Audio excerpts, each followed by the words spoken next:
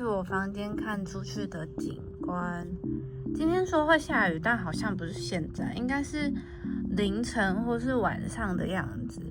反正没有下雨，就是非常好。因为我今天要去参加一个 one day tour， 我现在只能先吃这个洋芋片充饥，因为我本来的理想应该是我早上可以起来吃早餐，然后去蜡像馆。然后等到12点整的时候再去他们的集合地点集合，因为那个一日游是今天下午才会开始，它会到比较晚一点点。但是呢，计划总是赶不上变化。我现在 WiFi 完全连不到，我没有办法设定我的eSIM，所以我不敢就此出门，我就只能先在这里吃这些垃圾食物，避免我下午超级饿。为什么 WiFi 还没修好？才发现原来这就是地铁站，我走出来30秒就到了。我一直以为这是公车结果它是地铁。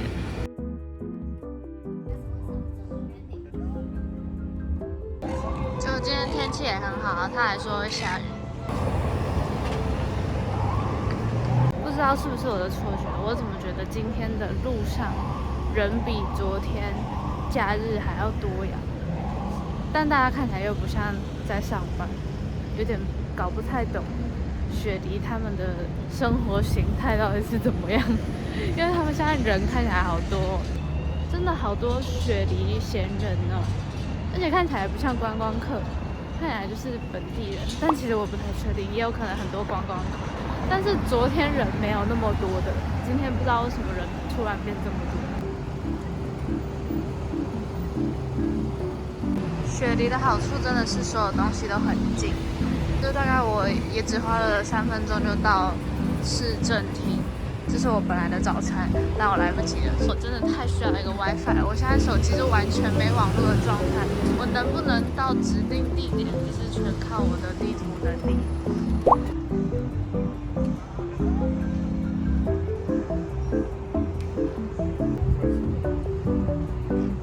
雪梨的景点每一个都很值得期待的原因，是因为它每一个点都长得非常的不一样。像我就没有预料到，我走来达令港这边会看到这样子的景致，我以为可能跟昨天去的雪梨歌剧院会长得差不多。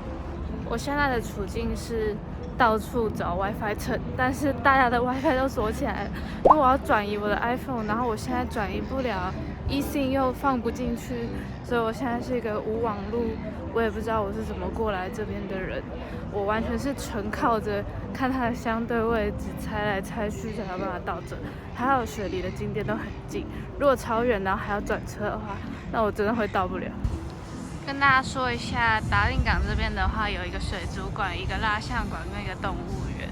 他们动物园很多，但这个是 Wildlife Zoo， 那他们全部都连在一起，所以大家排行程的时候其实可以3个一起逛。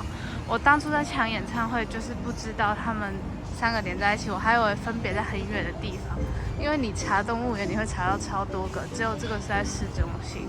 然后我就把它拆成2天，结果看起来我的时间根本也对不太上。像今天我就来不及去蜡像馆，而且通常他们因为是第三方售票，所以根本就不让你改时间跟改日期，那我就只能作废。这里看得到他们的招牌3个是连在一起的，大家来达令港的时候可以就一起把它逛完了，不要分太多天，因为好像都小小的。蜡像馆你拍照的话，顶多30到40分钟，只要不要拍得太凶，应该很快就可以看完。我从刚刚到现在只有连到过一个雪梨塔的 WiFi， 但这就很吊诡，雪梨塔离达令港超级远，但我刚刚不知道在哪里的时候，竟然还看得到它有2个 WiFi， 请问这讯号是得要多强？我距离它至少有个2公里远吧。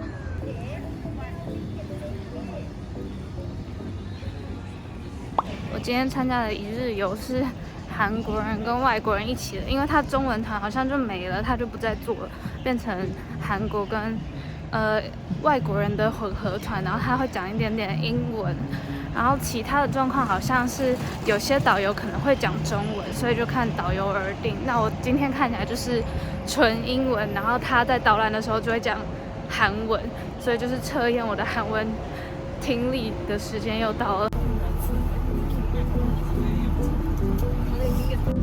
사진으로 꼭 기록하시면 좋겠네요.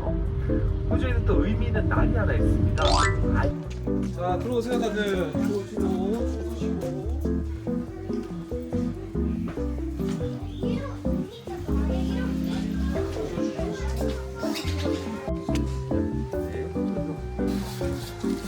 它感觉可以把我头吃掉，到处都有鸽子在飞。说实话，我觉得鸽子有点太近了，超吓人。但这个东西要是起飞，我才会真的吓到。哇，疯掉！这里满地的鸽子，鸽子比动物还要多，但是可以喂动物。这闻起来就像青汁的味道，臭臭的。它一直会做一些假的东西放在这里，超可怕。终于要进到我们的主要主角科瓦拉本人。他说这边应该会有无尾熊跟短尾矮袋鼠，那我什么都没看到啊。他基本上都是讲韩文，所以不会韩文的其实不太建议来，因为会完全听不懂。像我其实韩文也很烂，所以我其实也没有很听懂。我觉得这里会有鸟攻击，好可怕。感觉是在另外一边，这边是没有无尾熊的，因为他说他会轮流出，那看起来是没有，可能都被抓来上班了。他们是可以跟他一起合照，然后21块钱澳币，远远可以看到一颗团子，笨笨的，是夸卡吗？它看起来没有很开心哎，而且它尾巴怎么那么长？它不是短尾矮袋鼠，它尾巴怎么看起来有这么一点点的像老鼠本人啊？它们聚集在一起的时候，比起袋鼠更像老鼠。它看起来很悠哉，而且今天天气超适合睡午觉的。那边无尾熊在上班，你还在这睡觉？无尾熊他拍一张照片，里面买21块，然后可以另外跟导游买，但我没有买，因为我觉得好像还好，我比较想要跟袋熊拍照，但我还没看到王菲本人。其实超多短尾矮袋鼠的，这里的比较有活力，可能因为这边看得到太阳吧。那里有一只好像巨大白老鼠的东西哦。说实话，袋鼠看久了还蛮可怕的，因为它有点像老鼠。怎么像个小老头啊？这是袋鼠同学。这里超可爱的耶，这里是袋鼠跟短尾矮袋鼠的混合。那他们怎么都复制贴上？还是不是短尾矮袋鼠？有点混乱。这只很可爱，这是小袋鼠还是短尾矮袋鼠？因为它旁边也没写。他们这样看起来很像邪恶反派。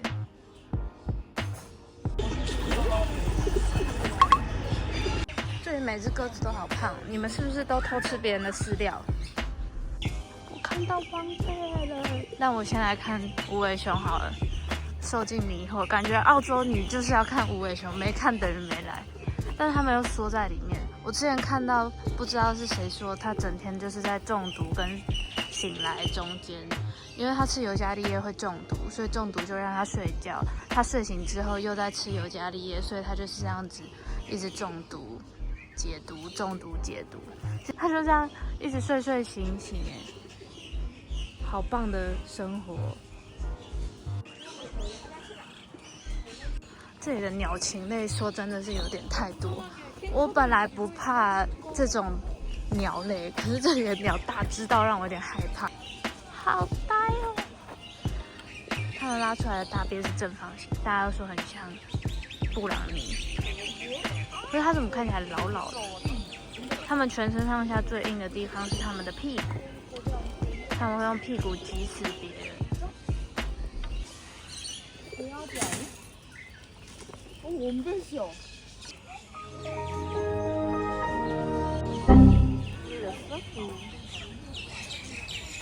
我盖章的技术超烂的，完全相反。而且我到现在才发现要盖章，应该说我才认真在找这件事。我猜我今天应该就盖了这一个，我就懒得再找了。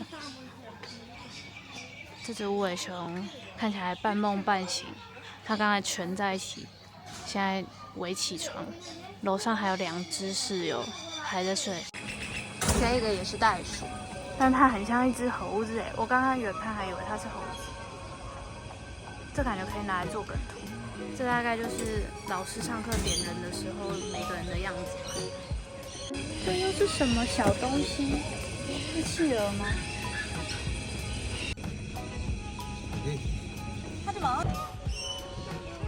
救命！这是什么东西？我有点不敢靠近，我觉得它有点太吓人了。他们会不会吃掉同事啊？虽然它应该是草食性，但是它很像恐龙哎，我有点难跟大家说它有多大。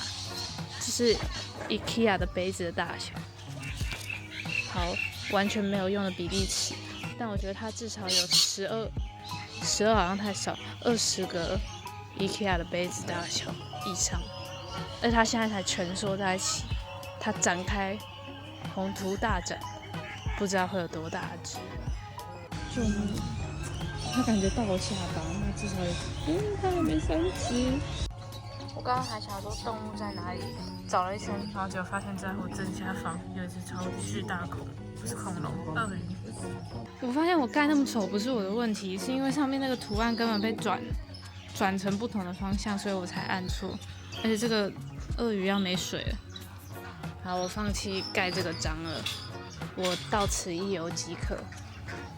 我看到咖啡厅里好像会有夸卡直接走在你旁边吗？那个是还是他们自己带的狗？等一下我拍给大家看，大家鉴定一下。好像看不太清楚，因为他们的路径有点微妙，在远方这里。哦，是小狗啦，我还以为可以跟短尾矮袋鼠一起喝咖啡，但那这个狗也很可爱呢。我整盆都没有喂，我感觉我应该分送爱给其他的游客，因为我实在没有看到我特别想要喂的东西。而且刚刚有人为了 wombat 为了袋熊，然后就被咬了，但他有警告啊，他刚刚就有说会咬人。我发现澳洲跟欧美人都超级爱搭话的，我觉得这样蛮好的。我昨天就一直被称赞我的帽子很好看，被路人好像狗狗，好像柴犬。哇，那个鸟也是很屁耶，它这样飞过来吓他们一下又飞走了。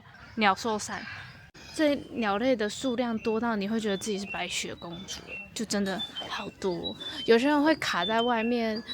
那叫什么无尾熊拍照大概1到2个小时，因为你要去抱它。但我觉得逛逛里面也蛮不错的，还不用花钱。而且这里的鸟叫声都很特别，好像闹钟，还越来越大声。其实这个动物园非常的不大，我已经逛完一圈了，能喂的东西不多，鸟类居多。喜欢鸟的人非常推荐来这边，因为这边有很多五彩缤纷的鸟。就很像什么 ViewSonic 的鸟，花了2分钟，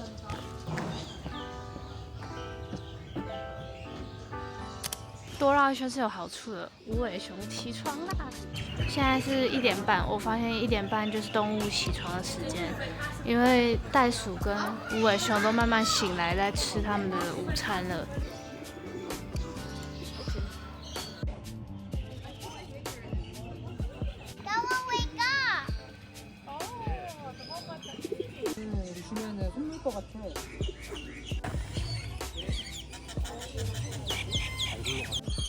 刚刚导游还特别传讯息跟我说，这个是一个很难得一见的，叫什么 devil， 忘记名字。它长得好像熊，不太确定它确切是什么物种。动物园的味道开始显现了，你会感觉就是那种畜牧场有鸡有牛之类的地方。哇，有动物园很浓烈的味道，山羊在吵架，它好像陶丽羊。就我觉得它长得有点像我们会认识的人的感觉。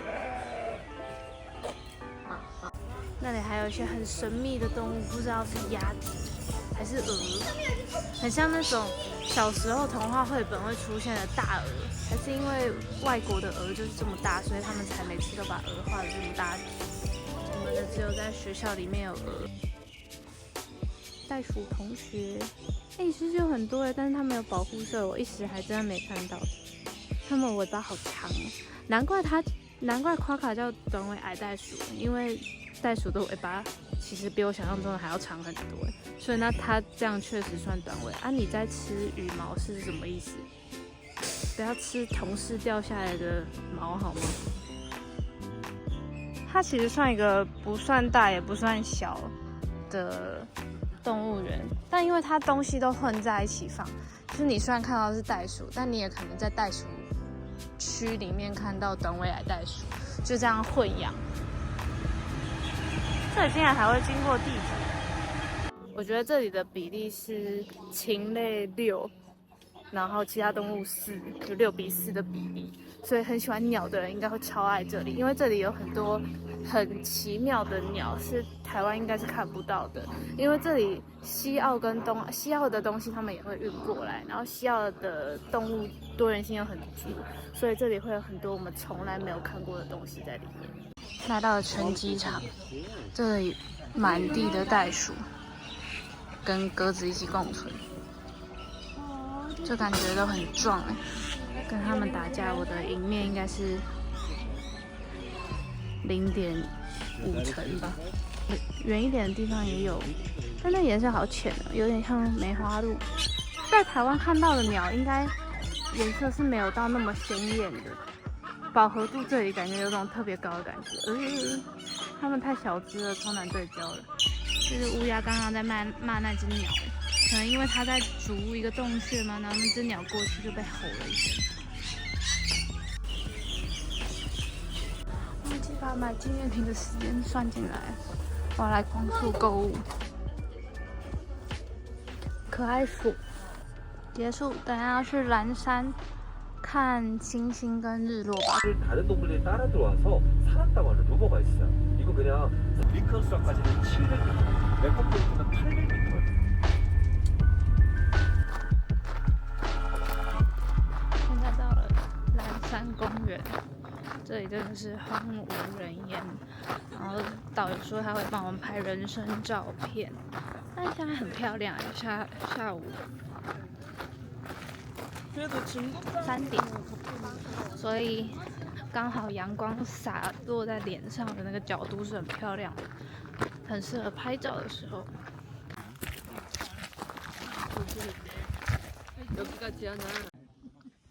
有些人坐在那个边边，就是一个最经典的拍出人生照片的角度，但是看起来超级可怕的，这里很高呢。我们今天的行程是先去动物园，然后现在来南山国家公园，然后晚上的话就会看星星。导游刚刚也说，因为后面几天会下大雨，所以这可能是我们看得到最干爽的山的最后一天。这里真的很惊人耶，这个树我刚刚在车上就有看到。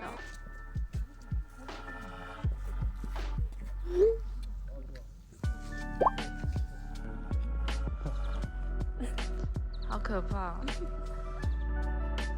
他要珍爱生命，怎么那2个人到底怎么下去的？那很远呢。我帮大家聊天就好了，我真的做不到。这下面看起来超危险的，我一直以为有一些景点是那种看起来很像在边边，但它是真的在边边。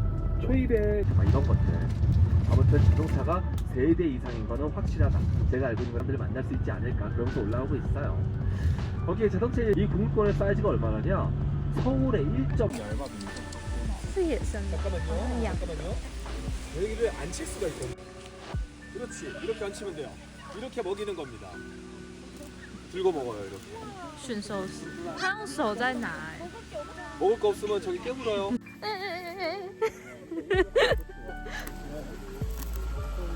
他 ASMR， 你吃的好清脆。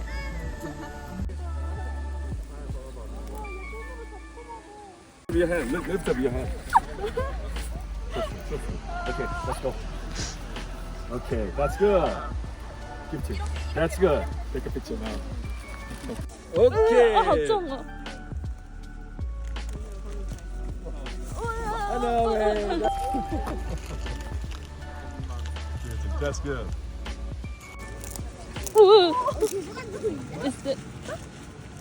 救命啊！ 한번 찍으세요. 떼션 한 번만. 갑니다. 太好了。 우리도 나왔네. 다 난리 났다. 오, 우리 这两只在乱什么？ 오. 拿到了。 봅시다. 저희 여기에서 내려서 3분 정도 걸어.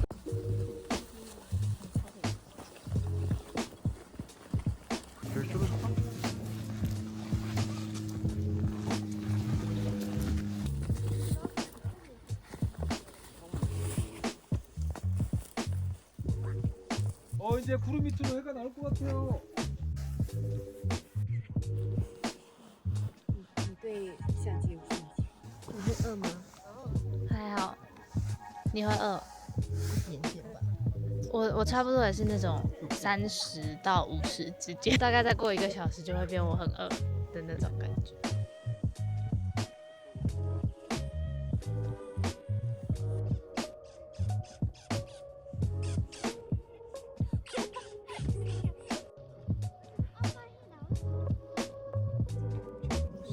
橘色，橘色跟很橘的橘色，但它其实是粉红色。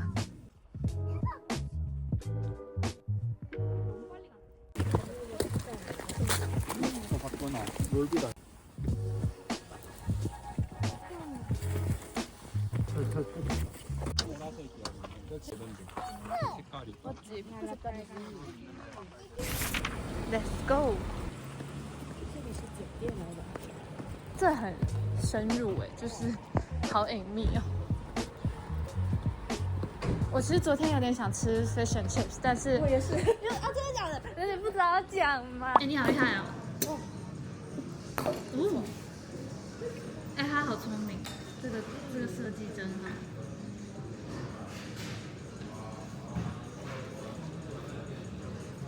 这个口味有点一言难尽，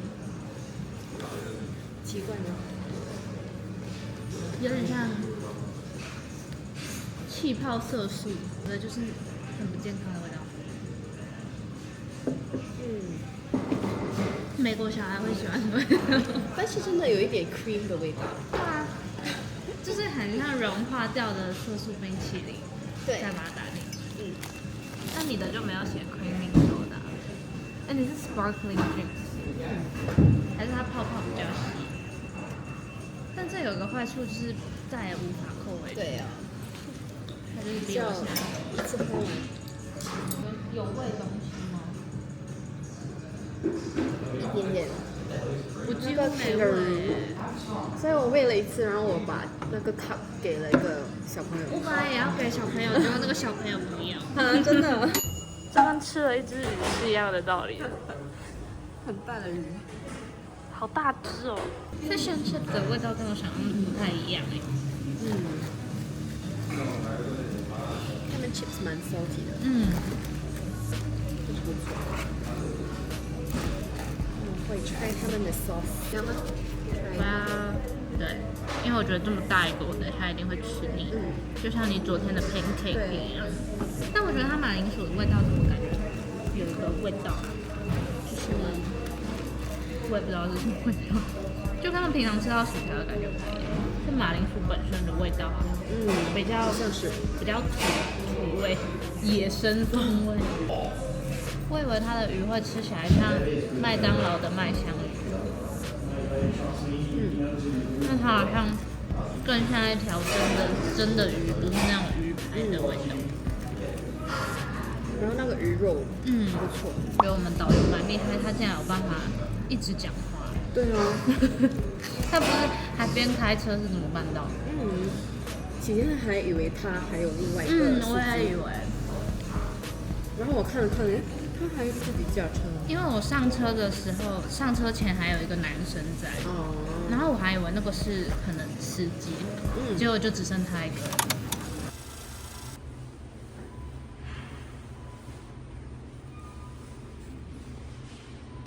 我其实看不到我们要走去哪里，因为好黑哦。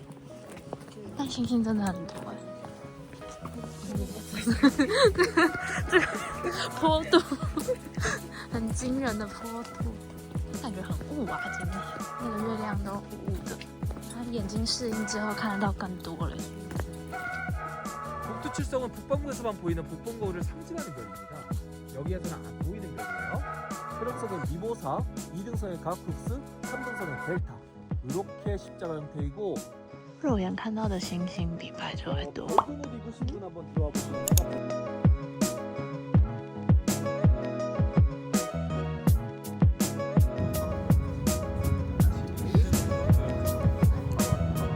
他很厉害，我不知道他讲了多久，反正我睡着了，倒是真的。但是他感觉是很认真的人，就是不想要为我们留下任何的遗憾。让我们韩文小间谍的身份暴露了，被发现。现在10点18分我才回到饭店，因为我刚才跟今天认识的一个女生一起去逛了一下这附近的超市。我们的导游是非常非常认真的在介绍我们说，哦哪里有星星啊，然后哪边有什么故事，哪一个有什么故事。但是这个韩文对我们来说都有点太深了，跟太专业了，所以那段其实没有很听懂。所以我就会非常建议大家下载一个叫 Star Walk 的 app。上来这里 Star Walk 的 app， 它会定位你在哪里，然后你只要跟着这样移动，就会知道那颗星星的名字。我觉得那超好用，我在台湾也会有看到的星星的数量其实非常的多，只是很可惜，因为 iPhone 拍不太出来，因为星星这种东西就是肉眼看比较漂亮。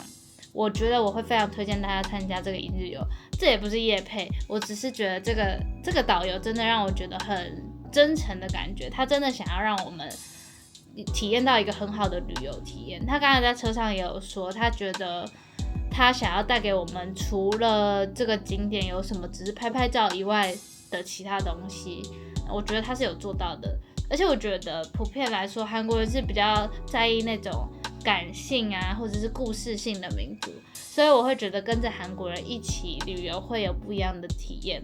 我也蛮喜欢这种感觉，重点是他们都很会拍照。再来就是我觉得今天早上我的 eSIM 真的救了我一命，因为我现在需要转换我的手机，我没有网络的状况之下，我只能很赶的去找到一个公用的网络，先让我有办法装我的 eSIM。但是我的 eSIM 也蛮给力的，它几秒钟就已经安装好。但我觉得有一个也需要实话实说的地方是，我去动物园的时候，因为那边可能比较偏，所以那边的网络它连线的速度没有那么的快。但是我今天在蓝山国家公园的山顶上，它其实很高又很空旷，手机的收讯还是蛮好，我还是有一直持续的陆续收到讯息。